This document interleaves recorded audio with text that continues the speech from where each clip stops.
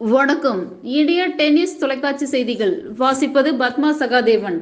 தமிழ்நாட்டின் மிக பெரும்பான்மையான சமுதாயமான வன்னியர் சமுதாயம் கல்வி மற்றும் வேலை வாய்ப்பில் மிகவும் பின்தங்கியுள்ளார்கள். இவர்களுக்காக மருத்துவர் ராமதாஸ் ஐயா அவர்கள் கடந்த 1/12/2020 அன்று வன்னியர்களுக்கு தனி இட ஒதுக்கீடு கோரி அறவழி போராட்டம் நடைபெற்றது. இந்த போராட்டத்தில் கலந்து கொள்ள வந்த வன்னியர்களை காவல்துறை தடுத்து நிறுத்தினார்கள். அதன் எதிரொலியாக வன்னியர்கள் சாலை மறியல் மற்றும் ரயில் மறியலில் ஈடுபட்டனர்.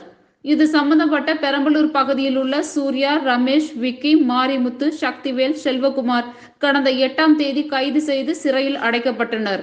மேற்படி இளைஞர்களை விடுதலை செய்ய தலைவர் ஜி.கே. மணி, ஏ.கே. மூர்த்தி, திருக்கச்சூர் ஆறுமுகம், வழக்கறிஞர் பாலு அவர்களுக்கு ஆதரவாக வழக்கு தொடுத்து நிபந்தனை ஜாமீனில் இன்று விடுவிக்கப்பட்டார்கள்.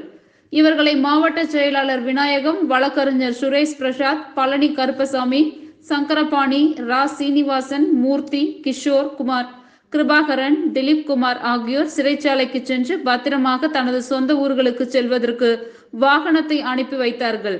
இதில் மற்றும் பாட்டாளி மக்கள் கட்சி நிர்வாகிகள் பலர் கலந்து கொண்டனர். நன்றி.